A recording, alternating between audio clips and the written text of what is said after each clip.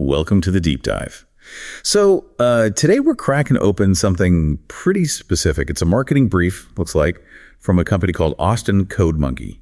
And it's all about SEO services, but really zeroed in on businesses in the Hills, Texas. Yeah, that's right. This isn't your run-of-the-mill SEO guide. We're looking at a strategy built for a very particular high-value local market. Wow. So our mission today really is to unpack what premium SEO even means in that kind of context, and maybe more importantly, to dissect some of the new strategies they're proposing. Newer strategies, like what? Specifically, there's this interesting angle involving artificial intelligence, something they seem to be pioneering. Okay, AI. We'll definitely get to that. But first, maybe we should set the scene a bit. The Hills, Texas. What kind of place are we talking about? Right. Context is key here. Think upscale. Really upscale neighborhoods, lots of boutique businesses, high-end professional services, the kind of place you'd find luxury custom home builders, maybe exclusive wellness brands, wealth managers, that sort of clientele. Got it. So for businesses like that, their online presence isn't just like a flyer, is it? It's got to reflect that high-end image. Exactly. It's absolutely a reflection of their brand integrity. It needs to scream quality, sophistication. If you're looking for $1 million home builder, their website better look the part, So that leads us into the first big point, I guess. Why is local SEO so critical in these affluent markets? It sounds like more than just being found. Oh, absolutely. In a community like the Hills, reputation and visibility are sort of intertwined. Showing up prominently in search results, it's not just helpful, it's pretty much essential. It's table stakes. Why essential, though? What are the specific advantages the brief highlights for ranking locally there? Well, it boils down to attracting the right kind of attention. The brief talks about appearing in those near me searches, but specifically for premium services. So not just plumber near me, but maybe luxury interior designer, the Hills. Ah, okay. So it filters the search intent right away.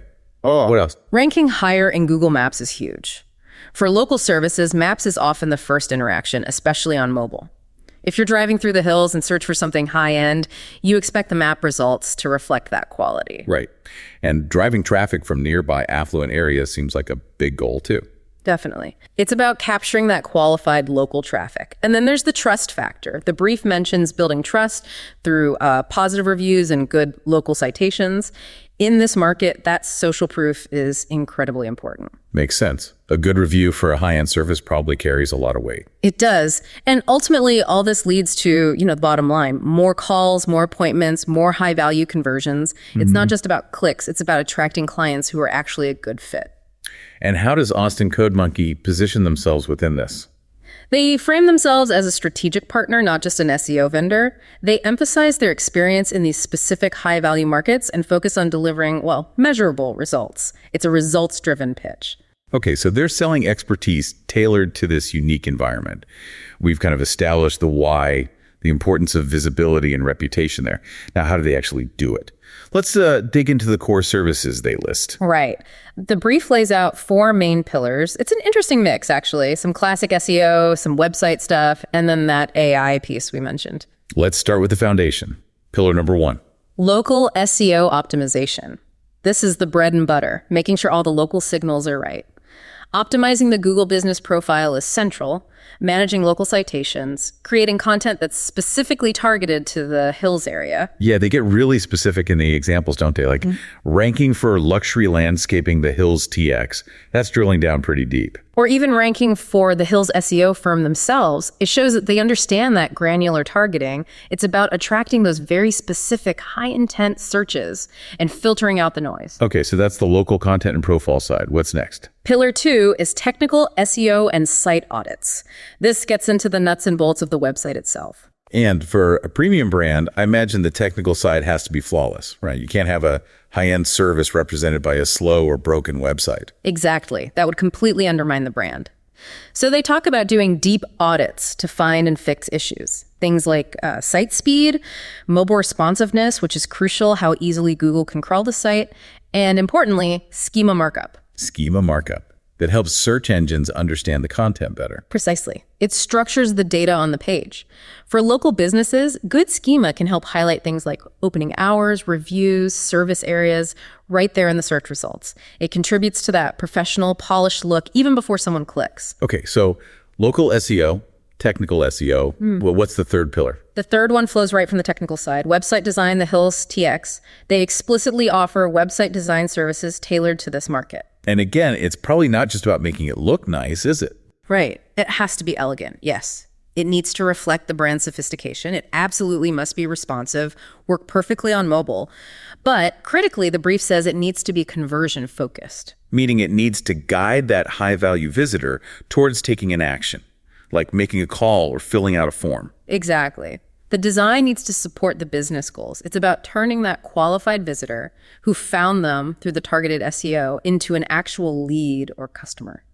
And it looks like there's a fourth category too, sort of other support services. Yeah, it seems they offer a pretty comprehensive package to ensure brand consistency. They mention graphic design for print and digital web hosting, branding and logo creation, even marketing collateral like menus, signage, business cards. Wow, so it's quite full service, trying to control the whole brand image. Seems like it. Plus, standard SEO blog writing is in there too. It's all aimed at presenting that unified, high-quality front across every touch point, online and off. Okay, so those are the core pillars: local, technical, design, and support. Pretty robust. But you mentioned something earlier, the AI angle. That sounds like the really unique part. It really does. This is where we get into what they call their proprietary strategy. LLM seeding and AI optimization. This seems to be their big differentiator, looking beyond just traditional Google search. LLM seeding. Okay, unpack that for us. What does that actually mean? They define it in the briefs, right? They do. Based on their FAQ section, LLM seeding is the process of optimizing your website content so it's easily understood and, crucially, surfaced by large language models, LLMs. Large language models, like ChatGPT. Or Google Gemini. Exactly those. Think conversational AI platforms. The idea is to structure your website's information so that when someone asks one of these AI tools a question, your business's information is more likely to be included in the answer. Whoa, okay. So this isn't just optimizing for keywords that people type into a Google search bar anymore.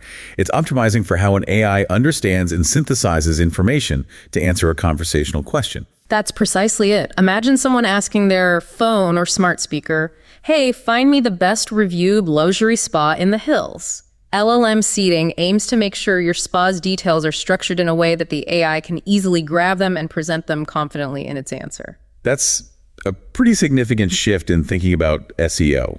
It's about discoverability in these newer AI-driven search methods. It is. It's anticipating that more and more searches will be conversational, whether typed or spoken. If your content isn't formatted for these LLMs, you might just become invisible in those contexts. That raises a question, though, doesn't it? If you're tailoring content for an AI, does it risk sounding unnatural or overly optimized to the human user who eventually reads the AI's answer? That's the tightrope walk, isn't it? I think it requires a really sophisticated approach. The content needs the right structure and semantic clarity for the machine, but the substance, the actual information and tone still needs to resonate as authentic and authoritative to a person. So it's not just stuffing keywords, but maybe using clear language, better headings, structured data, FAQ formats, perhaps. All of the above, probably. And it likely involves thinking about entities, concepts, and relationships between pieces of information, not just isolated keywords. This is why they also mention offering specific AI consulting and generative content strategy. They seem to be positioning themselves as guides for this shift.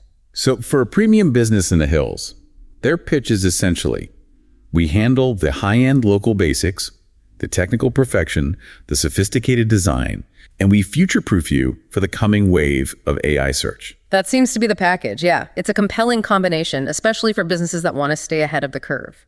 That AI-aware piece is probably quite rare right now, particularly at the local level. Okay, given all that complexity, especially the AI part, how do they make it seem manageable for a client? The brief talks about their process, right? Making it transparent. Yes, they lay out a clear 5-step process. It seems designed to build confidence and keep the client in the loop. What are the steps? It starts with a discovery call. And for these kinds of clients, you can imagine this is pretty in-depth. Understanding the business, the very specific goals, who their ideal customer is within that affluent market. Makes sense. You need to really get the nuances. Step 2. Step 2 is the SEO audit. This is where they baseline everything. Check the current site's health, technical setup, where it ranks now, what keywords it's hitting or missing. Okay, discover, then audit. Then what? Then comes strategy development. Based on the discovery and the audit, plus looking at competitors in the Hills, they build a custom roadmap. This is where they'd likely decide how much focus goes to traditional SEO versus, say, LLM seeding. Right. Tailoring the plan. And then step 4 must be actually doing the work. Implementation. Exactly. Optimizing the site, creating that geo-targeted and potentially LLM-optimized content, fixing technical issues, building local citations, all that jazz. And the final step. Oh, yeah. You got to track results, I assume. Step 5, reporting and refinement. They emphasize tracking results, sharing progress transparently, and then adjusting the strategy based on what the data shows. It's an ongoing loop, not just a one-time fix. Okay, that process sounds pretty standard, but the transparency part is probably key for high-value clients. Now, when they summarize why a business should choose them, they list the expected things: proven results, the LLM expertise, elegant design. But there was one point that seemed a bit surprising. You mean the affordable SEO services bit? Yeah.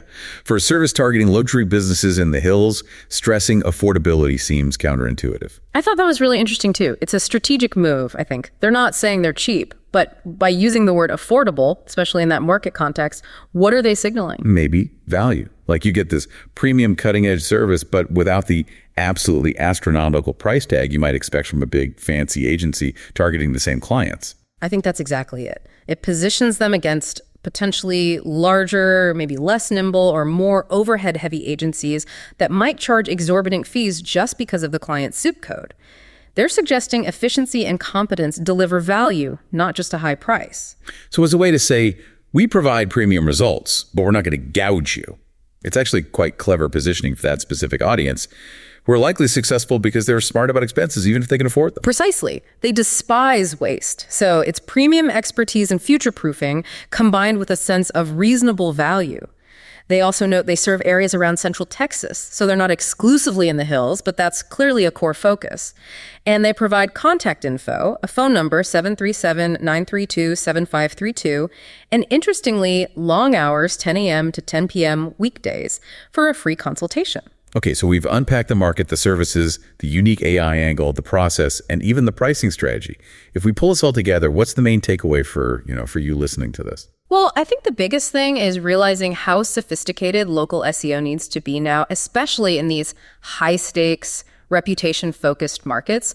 It's really a two-pronged approach that's required. Prong one. Prong one is nailing that hyper-local, reputation-driven optimization.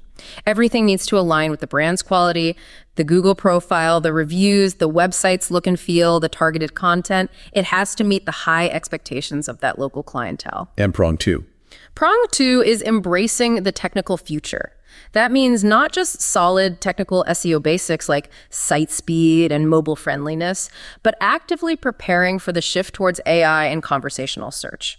That LLM seeding concept is key here. So you can't just do one or the other anymore, especially at the premium end. It seems not. You have to optimize for today's search realities. Google search, maps, mobile, and proactively structure your digital presence for tomorrow's discovery methods, which are increasingly driven by large language models. If you ignore the AI shift, you risk becoming less visible over time. That whole idea of LLM seeding, structuring content specifically so AI models can understand and surface it, that leads to a pretty interesting final thought, doesn't it? It really does. If businesses are getting better and better at seeding their content for AI, optimizing it so that models like ChatGPT or Gemini are more likely to use their information when answering questions, what does that mean for us as users relying on those answers? Yeah, I mean, how does that affect the perceived reliability or objectivity of the information we get from AI? If the best answer is simply the one from the business that did the best job optimizing for the AI, where does authentic expertise versus clever optimization blur? Does the quality of the AI's answer start depending more on the effectiveness of the seeding strategy than perhaps the actual ground truth or the most authoritative source? What happens to source attribution in that world? It definitely complicates things. It suggests the information landscape presented by AI might be increasingly shaped by those who understand how to communicate with the AI most effectively. Something to think about. If the answers are shaped by optimized content, how do we verify? So how do we trust? That's definitely something for you to mull over. Austin Code Monkey delivers expert web design and SEO services for businesses that want more calls, more leads, and more jobs. Our SEO strategies ensure your online presence keeps growing and bringing in results.